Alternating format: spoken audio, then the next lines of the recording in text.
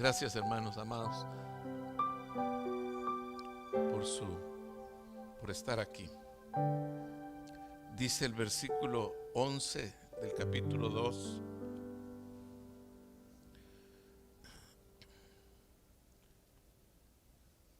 yo sé de tu sufrimiento y tu pobreza, sin embargo, dice, pero tú eres rico. Yo sé de tu sufrimiento y tu pobreza. Pobreza no es carencia de bienes, hermano.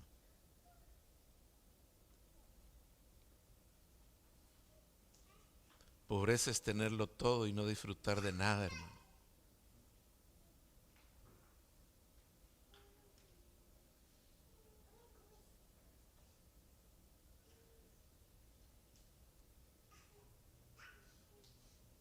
Pero Él conoce, una vez más, así como conocía al pueblo que se acercó al escucharlo por 3 días. Él se acerca a su iglesia, hablando Jesús, y dice: yo sé de tu sufrimiento y tu pobreza, pero tú eres rico, dice el Señor. ¿Está leyendo Apocalipsis 2:11? 2:9, perdón. Pero yo sé, Él sabe la situación personal, familiar, profesional, de negocio, si quiere verlo así, familiar, hermanos. Es decir, que no estamos delante de un Dios carente de conocimiento de quién somos. Yo sé, dice el Señor, yo te conozco. Mis ojos están sobre ti y conozco. Él escudriña la tierra, dice. Dice que su deleite, dice el Salmo, es estar con los hijos de los hombres. Pero tú eres rico, dice. Es decir, la perspectiva que hemos visto no tiene nada que ver, hermano, con lo que está viendo Dios. Porque quizá nos vemos sufrientes, empobrecidos, y usted puede ampliar a qué se refiere la pobreza y el sufrimiento. Conozco la blasfemia de los que se te oponen. Dicen ser judíos, pero no lo son, porque su sinagoga le pertenece a Satanás. Aquí hay un antagonismo, ¿eh? Los que los perseguían ni siquiera eran judíos. Sinagoga de Satanás. No tengas miedo de lo que estás a punto de sufrir. Cuando a lo largo de la vida, como creyente, nos hemos enfrentado a una doctrina mayormente conocida, esta doctrina fue promocionada, mercadeada incluso por comentaristas bíblicos que lanzaron sus Biblias de estudio, pero las Biblias de estudio eran Biblias sugerentes, que decían en la parte de aquí abajo, es que aquí se refiere a esto, y hacían el comentario de la interpretación. Eso se llama hermenéutica, defendiendo una posición doctrinal. Y está bien defender la posición doctrinal, no digo que no, ¿verdad? Pero el mercadeo bíblico de las posiciones doctrinales generalizó en una corriente que, si queremos tipificarlo de esta manera, no voy a describir todo por cuestión del tiempo y no es el propósito de la enseñanza. Unos piensan que la iglesia ha de pasar la tribulación.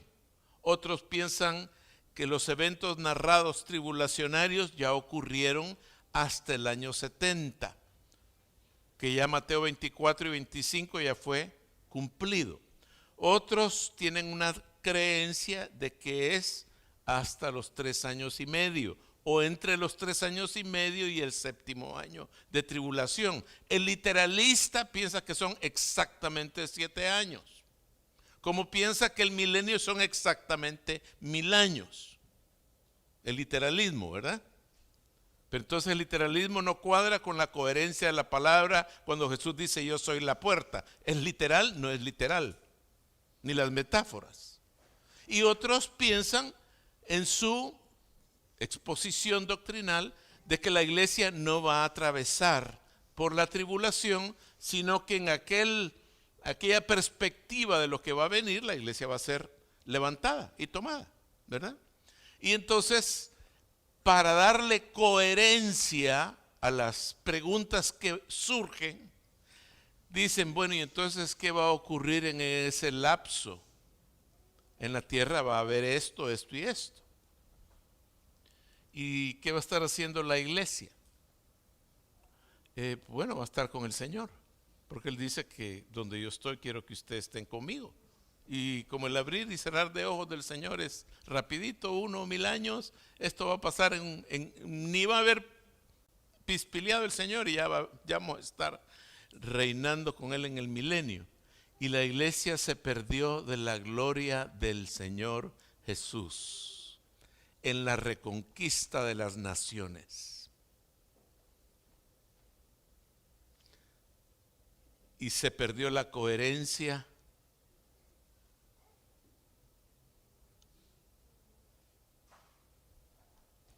el que fue enseñado, yo fui enseñado con esa doctrina, por eso lo puedo hablar con propiedad. Nos vamos antes. Y si usted se quiere quedar, me decían, créalo usted, pero yo me voy. Entonces, psicológicamente me exponían a que usted ya perdió, pero yo sí gané. Y entonces, obviamente, que usted y yo todos queremos salir beneficiados, pues. Nadie quiere perder. O sea, yo no le voy a Argentina o a Brasil por gusto. Yo quiero ganar, ¿verdad? Es mi anhelo. No traje la camisa aquí, ¿verdad? Pero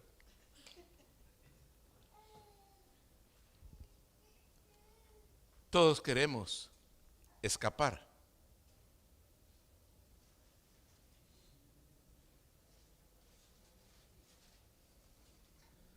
Dice aquí, yo sé de tu sufrimiento, y le habla a una iglesia que estaba atravesando situaciones. Algunos comentaristas mencionan que Apocalipsis, especialmente los primeros 2 o 3 capítulos, se refiere a la historia y que eso no tiene ya validez de ningún tipo. Y lo demás es una simbología tan complicada a tal nivel que Lutero nunca consideró Apocalipsis como parte de la Biblia, ni predicó de ella, porque ha tenido muchísima oposición. No se diga de los liberalistas cristianos, que ahora juzgan si el Pentateuco fue realmente escrito por Moisés, que si lo que dijo el Nuevo Testamento, Pablo estaba confundido, y entonces se ha cercenado con decenas de traducciones bíblicas, erosionando el nombre de la sangre de Jesús, el nombre de Jesús, su nacimiento. No se diga más con la teología queer, que ahora dicen no necesitamos un padre, necesitamos un Dios que también puede ser padre y madre.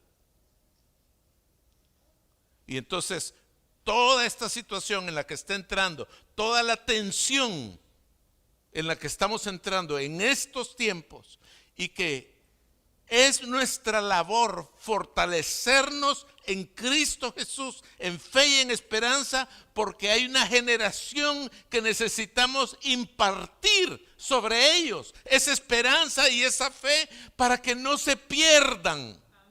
¿Por qué? Porque vienen tiempos en los que escucharán y no tolerarán esa doctrina, sino que buscarán, dice, maestros conforme a su corazón. Es decir, yo quiero la moral del hombre, no la moral de Dios. Vean cómo se ha cercenado la palabra, que ahora son celulares. Sí, pero ahí está la palabra, hermano. Pero es un testimonio público, hermanos. Pero es como soy moderno. ¿Cuál moderno?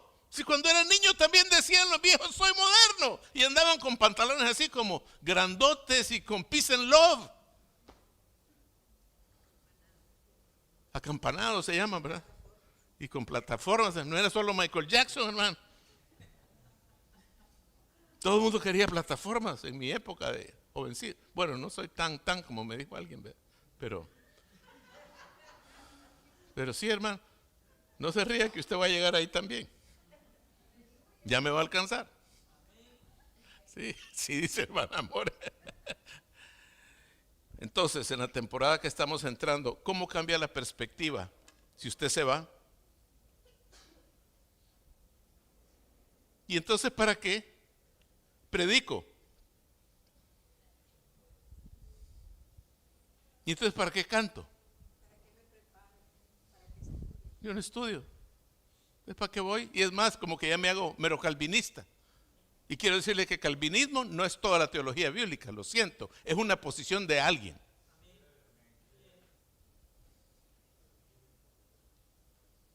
Pero dijo, como el Señor ya sabe quiénes son, ¿y entonces para qué? Entonces, ¿para qué qué? Entonces la predicación ya no tiene razón. Porque si Dios sabe quiénes son, ¿para qué predicamos? Entonces cerremos las iglesias y vámonos. Que cada quien se salve por su cuento. Y no es eso suficiente. Ahora estoy siendo muy miserable al decir que esa es toda la teología calvinista. Él no era un ignorante de las escrituras. Pero una posición relevante que conocemos es la predestinación o la preelección. Y quiero decirles que cuando habla de predestinación, está hablando de los que fueron llamados, que respondieron al llamado, pero no a los que este es y este no me lo quita nadie. Porque muchos abdican al llamado. ¿O no ha sido usted de los fallones alguna vez en su vida? Si yo he sido también fallón, yo ahí voy a estar y no estuve. No, yo voy y no fui. Por ABC circunstancia, porque me quedé dormido, por lo que sea. Le voy a contar un día, mi cuñado tenía un programa radial todos los días a las 10 de la noche. Y todavía el pobrecito allá anda dándole, ¿verdad? Y entonces me dijo, mira, voy de viaje. Me dice, ¿será que tú me atendés esta semana a las 10 de la noche? Solo son 10 minutos vos. ¿Cómo no, hombre? ¿Por qué? Porque veníamos de estar orando, cerrando la radio en Maranata, en El Salvador. Todos los días a las 11 de la noche, hermano. ¿Se acuerda cuando tenía la radio Maranata en El Salvador? Y entonces nos tocaba cerrar con oración todas las noches. 11 de la noche, hermano.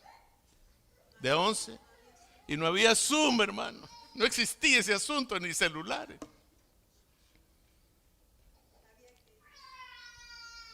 Y entonces yo le dije, ¿cómo no, hombre? Claro, yo te atiendo. ¿Y sabes cómo era la llamada en la radio? Agarraba el teléfono y me conectaban en línea a la radio. Y entonces en esa radio, que ya no era Maranata, ¿verdad? Porque no. Un día me quedé dormido, hermano. Y se me olvidó que era a las 10 de la noche el asunto. Al siguiente día me llamó muy amoroso mi cuñado, ¿verdad? ¿Te dormiste vos? Yo le dije que iba, pero no fui. ¿Cuántos no hemos dicho yo voy, pero no fuimos? Porque nuestras palabras no alcanzan muchas veces, porque somos frágiles, hermanos. No nos ofendamos por eso. Somos frágiles, ayudémonos. Pero Dios sabe esta carga por la que estamos atravesando. Sin embargo, en el tiempo en el que hemos vivido, nos vienen a decir, es que no vamos a atravesar esta circunstancia. Usted dice, gracias a Dios, qué bendito eres, que nos impide que atravesemos sufrimiento y pobreza y persecución. Uno de los elementos de mayor engaño, aparte de no conocer las escrituras bíblicas, es que en medio del analfabetismo de la palabra, porque a veces muchos de nosotros solo vivimos de estos 30 minutos o de la teología personal por el internet. Porque uno dice, ay, yo quiero escuchar una palabra de ánimo, voy a buscar al pastor tal, ¿verdad? Una palabra de dirección, voy a buscar al... Y ahí hay gente calibrada de peso, ¿no? Y uno la busca. Pero aquí, si nos estamos dando cuenta de que hay una promesa de victoria, porque hay que atravesar una situación. La iglesia puede haber sido engañada y puede venir lo que Jesús dice, que vendrá una gran decepción en los tiempos finales. ¿Cuál es la decepción? Es que a mí me dijeron que no me iba a dar COVID y me dio COVID. Y yo me puse la sangre de Cristo y dije, fuera en el nombre de Jesús, y me enfermé. Amado, le quiero decir, los creyentes mueren ahogados, quemados en accidentes por COVID o lo que sea. Pero no dice entonces que en paz me acostaré y así me voy a dormir. Pues mire, no dice eso. Unos murieron aserrados, dice Hebreos 11. Tal es el caso de Isaías. Se cree que Isaías murió aserrado. Entonces, ¿cómo cambia la perspectiva del cuarto de oración si somos los que escapan? ¿Y entonces para qué cantamos? ¿Y para qué oramos? Toda nuestra teología cambia, nuestra vida cambia. Porque ahora, ¿cuál es mi mensaje? Preparémonos, porque va a venir y es necesario salir victoriosos de la situación que viene adelante. Ahí viene la mascarilla de vuelta.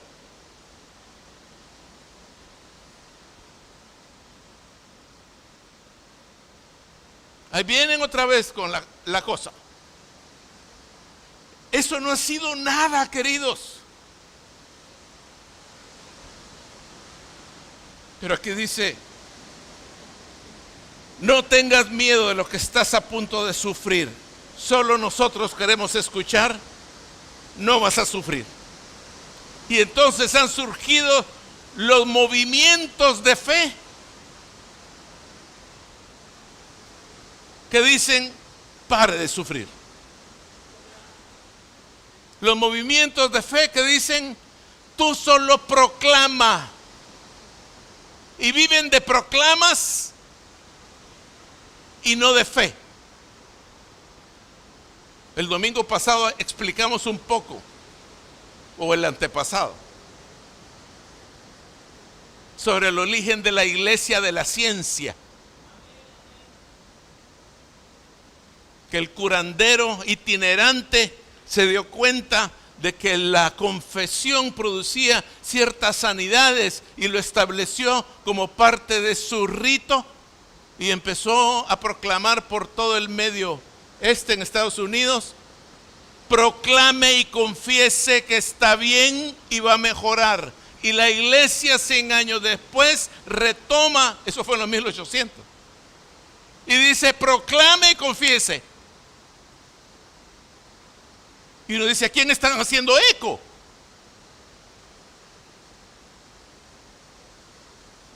Porque como queremos dejar de sufrir, y cuando el Señor nos está diciendo, victoriosos, van a tener lugar conmigo, atravesemos el lugar para llegar a la corona, pues. Yo creo que ninguno de nosotros tiene la fuerza suficiente para soportar. Pero dice que gracias a que los días fueron acortados. Es decir, que Dios tiene el recurso necesario para poder soportar hasta el fin. Esa es la victoria. No es que podamos, es decirle, Señor, si tengo que pasar, capacítame para llegar a la meta. Pero una iglesia que ha sido engañada, y discúlpenle entre comillas, que no va a ocurrir nada, no puede ser coherente con el resto de la palabra, donde lo que yo veo es que estaban en el diluvio y les tocó la marejada.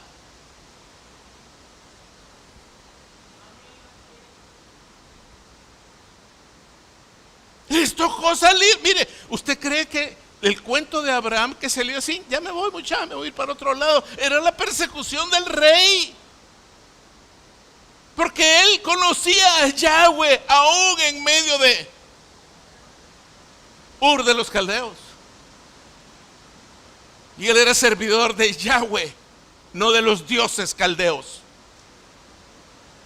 Y lo persiguieron y el papá se fue porque dijo, a mí me llevan también.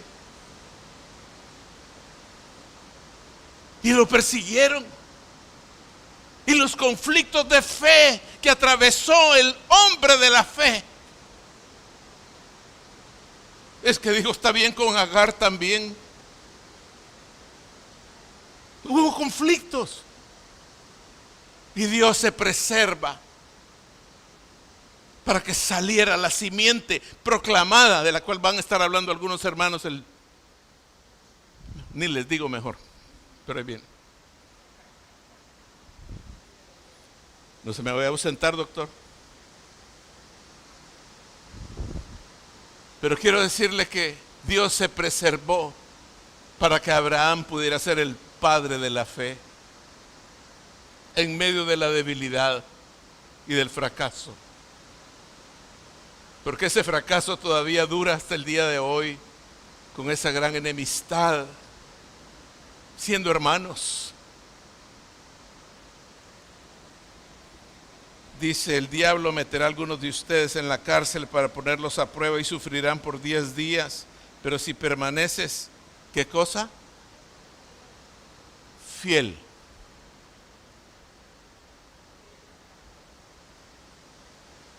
¿Por quién vas a dejar a Jesús? Mire, casi puedo decir joven fui y he envejecido. Todavía no tanto, pero sí ya voy por ahí. Y había momentos en mi juventud, en 30 a 35 años, quizás de los 25 a 35 años, en el que era tal el amor y el deseo y el servicio y yo decía, yo te voy a servir. Y de repente me tengo que quedar trabajando. Y de repente me tengo que quedar trabajando. Hermano Jorge, ¿cuándo va a venir? Estoy trabajando, pastor. Ok. Mire, yo no andaba mal. Estaba ocupado. Había que comer, pues. Yo no sé si usted ha estado en algún desierto alguna vez, pero cuando uno sale del desierto, ay, qué rico, ¿verdad? Es poder tener para. Yo decía, tengo que trabajar y aprovechar. Pero mi corazón se empezó a secar. Y entonces ya no es solo tengo que trabajar. No quiero ir a la iglesia. Anda vos. Nos quedamos hoy. Quedémonos hoy. Un día que nos levantemos tarde. Ay, ese es el regalo que yo le pido al Señor. Porque se acuesta anoche uno y madruga. Dios santo. Que nos levantemos a las 9. Ay, ese es el premio más grande que hay. Y empezamos a intercambiar.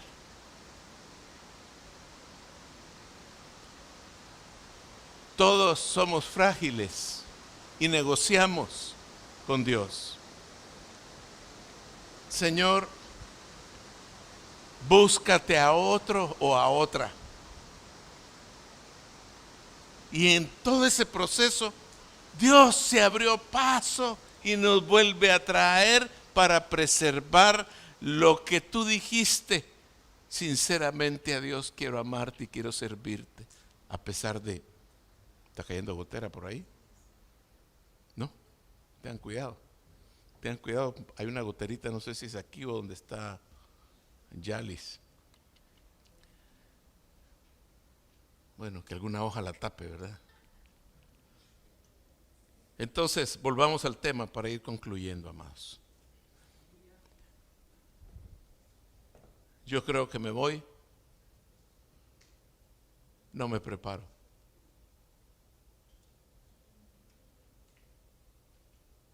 Señor, que tu reino venga, pero sí vamos a estar contigo. Entonces, ¿para qué esto? Entonces, ¿por qué cantas? Porque ya me fui. Y entonces muchos de los himnos y cantos y coritos van entonados hacia el cuando allá se pase lista, cuando allá, y la palabra no lo dice. Pero como todos pensamos que va a haber un arrebatamiento previo, no estamos preparados para el testimonio que debemos de dar en medio de los tiempos. Amados, miren, el feminismo dice que no necesitamos un padre. Por eso hay que quitar de las Biblias el nombre padre.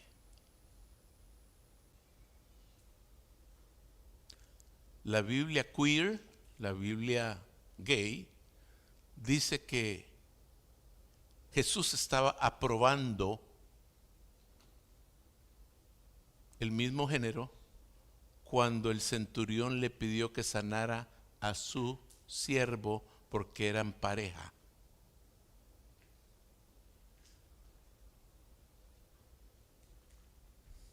La moral del tiempo es mi moral, yo creo lo que quiero creer y soy lo que quiero ser, no lo que Dios dice. Hoy sigue cayendo agua por ahí, o es Esteban haciendo ruido ahí. De veras, ponle ojo, no se vaya a mojar alguna así. Entonces, ¿en qué ámbito estamos entrando? En el ámbito que no habíamos entrado hace 10 años. Y nuestros hijos cada día van a ir viendo. Y por favor, cuando hablamos de prostitución, alcoholismo, homosexualismo, lesbianismo, no los estamos denigrando a ellos, porque muchos de ellos son el producto de una desgracia familiar o un abuso siendo niños. Tal vez no todos, pero muchos sí. Genéticamente algunos tienen los mismos miembros, le cuento, como hermafroditas. Unos no se desarrollaron, otros sí. Y que dicen, pero ¿y qué hago? Pero es una realidad que no podemos ir en contra de esa situación genética que se dio. Pero muchos de ellos que requieren restauración, no requieren acusación. Porque las prostitutas que vinieron a este lugar, quiero decirle que cuando el Señor las alcanzó, que recuerdo que hubo un bautizo como de 5 o 6 personas de estas, a la cual fuimos con mi esposa, me llamaban por la noche y me decían, pastor, por favor, no tengo plata para la renta. Ajá, ¿y qué? Quiero que me dé permiso para ir hoy en la noche a darme mi vueltita. Porque con una noche hago todo el mes. Mire, le dije, aguántese. Y espere. Pero pastor, o sea, como que uno le decía así, ¿no? Imagínense, qué terrible. Miren, hermanos, quiero decirles que la persona salió de la situación, acompañamos parte de su carrera, encontró un varón que la honró y se casó con ella, hermano, creyente, y se rehizo su vida. Otra alcanzó su nivel de trabajo en el que se esfuerza, pero dice, Dios ha sido fiel. Entonces, no podemos en ese sentido darnos cuenta de que no pueden salir de. Lo que necesitan es un encuentro con Jesucristo, que pueda liberarles, sanarles y sentir el amor del Padre, el amor del Hijo. Porque los que venimos de esa destrucción moral nos es difícil. Entonces, pero de lo que estoy hablando es de que nuestra perspectiva del victoriosos se logra a través de una situación adversa. Y entonces nuestras generaciones, las nuestras, la de nuestros hijos, y quiero pensar en la de mis nietos. ¿Cómo va a ser?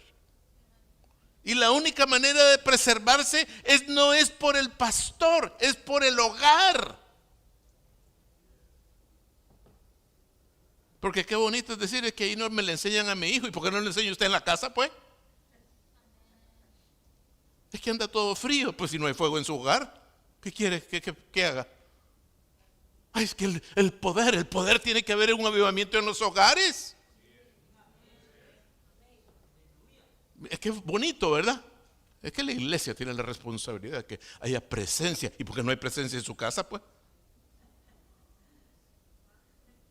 Cuando el Señor a mí me visitó, ¿dónde me visitó? He sentado en la cama de mi casa. Ahí fue el bombazo del Espíritu. A donde agarró a mis hijas fue en la casa también. ¿Verdad?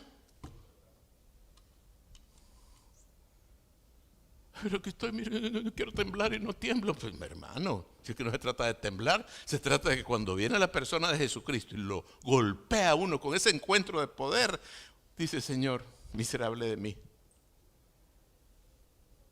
Y nos arrepentimos. Amados, hay una etapa por la que esta iglesia va a suceder. Todo el que tenga oídos para oír, pero que dice: pero si permaneces fiel, incluso cuando te enfrentes a la muerte, te daré la corona de vida. Te daré la corona de vida. Todo el que tenga oídos debe escuchar al Espíritu y entender lo que dice a la iglesia. Y concluye: los que salgan vencedores, ¿qué cosa? No sufrirán daño de la segunda muerte. La segunda muerte es el juicio final. No sufrirán. Es decir, ¿va a haber juicio? Sí va a haber. Adelantemos un poquito. Vamos a la siguiente, a la iglesia mundana. Y concluyamos directamente en el 17b. Dice: y le daré a cada uno una piedra blanca. Hablando Jesús. Y en la piedra estará grabado un nombre nuevo que nadie comprende aparte de aquel que lo recibe.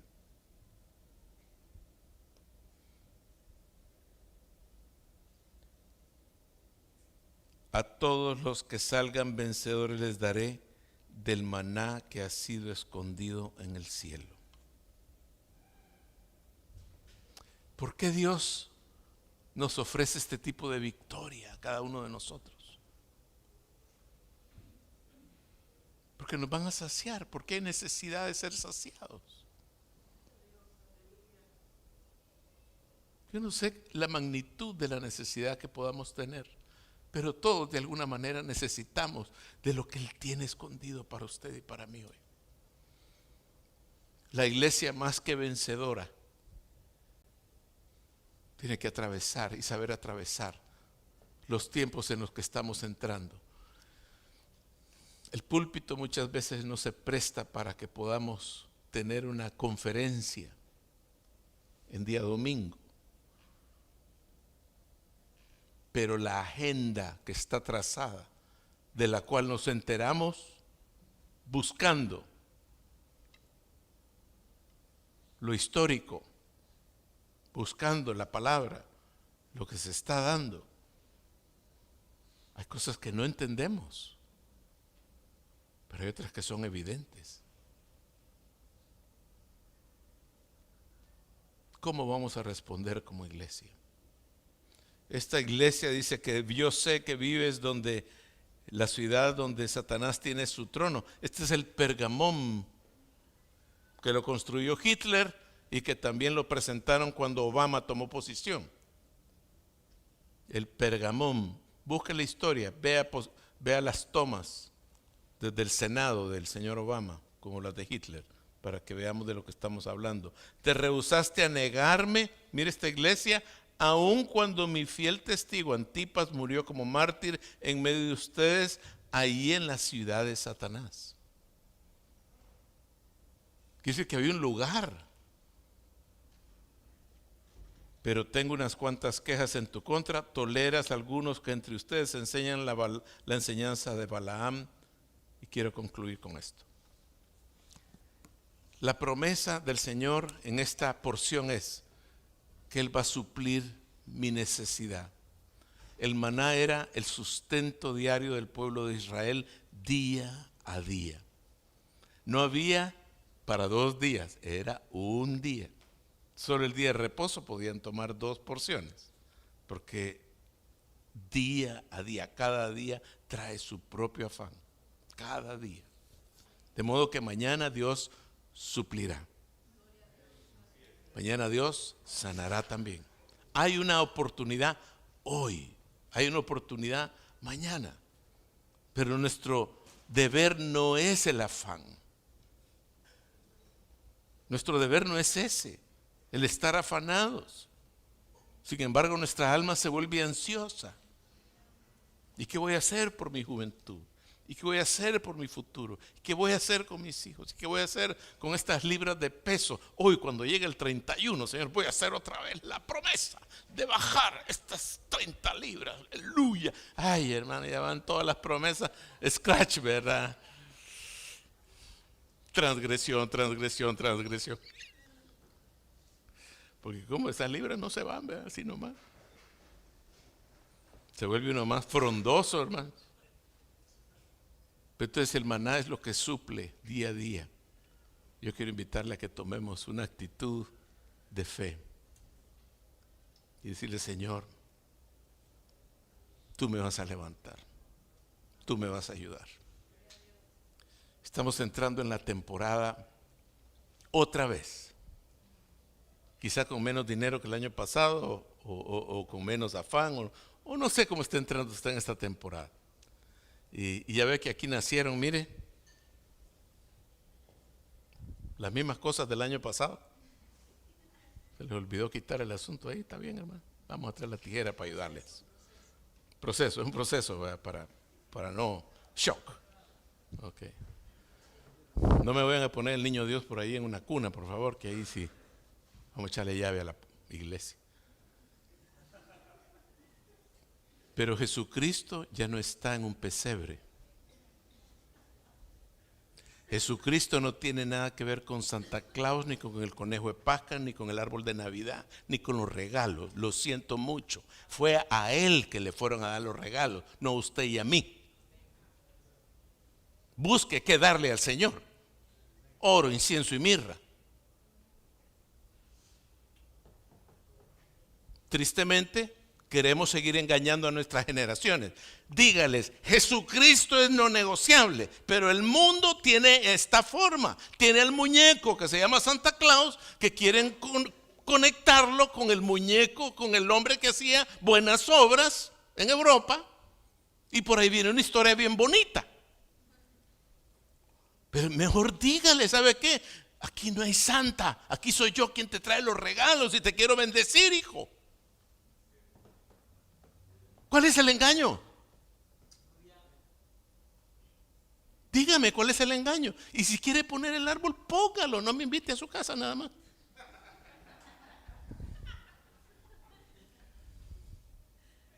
Pero no atesoramos la costumbre de la época, porque hablamos hasta del espíritu de la época. Perdóneme, hermano. Y entonces, nuestras generaciones, ¿cómo entran? Partidas, con 2 fuentes de agua. ¿Cómo hacemos con el nieto que le gusta Spider-Man? Mira, hijo, eso no es verdad. El tipo no se tira y queda bien ahí en los 50 pisos. Se muere uno. Ah, ok. Entonces, ¿por qué no desengañamos pues a las generaciones? ¿Cuál es la vergüenza? Si Jesucristo no está en un pesebre. Él nació en un pesebre. Y vamos a recordar la obra preciosa de Jesucristo. El tiempo es fabuloso para poder compartir a Cristo resucitado. Aquel que nació en un pesebre, aquel que murió en una cruz, que ya no está en una cruz. Aquel que lo metieron en una tumba y ya no está en una tumba. Y aquel que les dijo, chao pescado, voy a volver de la misma manera que me están viendo ascender. Y ascendió en las nubes y se sentó. ¿Qué acabamos de leer en Daniel 7 al iniciar la reunión? Y vi a un hijo como de hombre sentado a la diestra del Altísimo. ¿Por qué nos cuesta, hermanos? Las corrientes del mundo, ¿por qué nos avasallan? ¿Por qué nos comprometen? ¿Por qué somos tan débiles en aceptar lo evidente, lo que no tiene nada que ver con Jesucristo? Y hasta decimos, Jesus is the reason for the season. Wow, Jesús es la razón para la época en que vivimos. Sí, cómo no, pero yo adoro al gran árbol, pero yo adoro a los camellitos que van ahí. Mira qué lindo el nacimiento. Mire, es una obra de arte, hermano, que a mí me fascina verla. Cómo la ponen y la arreglan tan linda, ¿verdad? Allá en Multiplaza tenían un su arreglito bien holandés que ponían en no sé qué nivel. Qué bonito, ¿verdad? Irlo a ver y disfrutar. Pero si le saben qué, esto es lo que se da en las fiestas del mundo. Pero Jesucristo, mi Rey y Salvador, que ya no es un bebé, ni es un hombre sufriente, ni un hombre abandonado en una cueva. Ese está vivo y me ama y te ama, hijo. Y vamos a orar y a honrarlo a Él. Pero esta fiesta la vamos a celebrar en familia. Y van a haber regalos. Pero ¿sabes qué? Poner clara nuestra posición. ¿Por qué? Porque vienen tiempos en los que no van a tolerar. Ay, hermano, no desanime a los niños que están en internet viendo ahorita. Uy, mire, hermano, tienen que hablar claro con sus hijos, son sus padres. No digo que no arregle su casa, por favor, arréglela como quiera y póngale el color que quiera. Disfrute de embellecer su hogar como usted lo desee, pero no adore lo que usted pone. ¿Usted ha experimentado alguna Navidad sin árbol de Navidad? Ay, hermano, ni pensarlo. Es que me va a dar ataque. Es que yo ando buscando el color de la moda. Fíjense que hoy es azul. No puedo tener el azul, puse el del año pasado. Amados, la Navidad no es el arbolito. Y cuando uno no tiene, hermano, ¿cómo hace para dar? Bueno, en mi época le cuento que el arbolito era un palo de café seco, que lo metían en una maceta y le poníamos algodón alrededor. Y nos mandaban al portal del pueblo a comprar los muñequitos para ponerlo alrededor. Y el niño Dios lo guardaba en un papel y cuando eran las 12 lo ponían. Pero todo el mundo sabía que era parte del folclore de la época, pero que Jesús no estaba ahí. Entonces, estoy hablando de algo que parece trivial, amados. No se voy a ofender. Porque hay quienes se ofenden, hermano, con esto. Pero cuando vengan los tiempos en los que hay que atravesar la prueba de la fe, sabe la preparación que usted ha tenido y el aviso de que hemos de pasar y llegar a una corona de victoria, nos va a hacer permanecer y no desfallecer. Entonces, iglesia, yo quiero que en este mes, que es un mes para darle honra y gloria a Jesús, no se vaya a desviar. No se vaya a desviar, por favor. Con Jesús no hubo fiesta, hermano. Hubo celebración en los cielos. Porque había nacido el Redentor. Porque había nacido el Salvador. Porque el Dios no creado tomó forma de hombre. Ha venido la salvación. Fue glorioso el aparecimiento de Cristo, hermano. Fue una época especial. Yo anhelo que cuando vengan las duras pruebas, permanezcamos firmes. Y Félix, le quiero hablar a usted para decirle que cuando el Señor lo mejore y sea levantado hoy, porque esta condición va a cambiar, no se va a endurecer su corazón por unos dólares más. Hoy. Porque uno cuando un poco de dólares tiene en la bolsa, ¿cómo anda, Tito?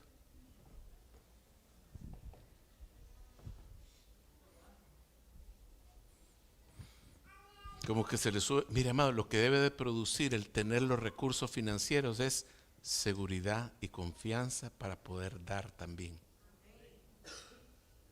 Porque si Dios me da, no es para que yo me deshaga de Dios. Sino para decir, Señor, tú me has dado para algo, ¿no?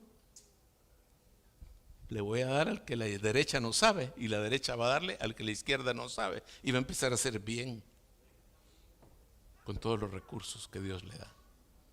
Entonces, prepárense para recibir, porque este ha sido un tiempo largo, un tiempo como de trato en nuestro corazón. Pero ¿sabe qué han preparado? Han preparado el nido para recibir, hermanos, la promesa de Dios. Vamos a orar. Pasa, cielo.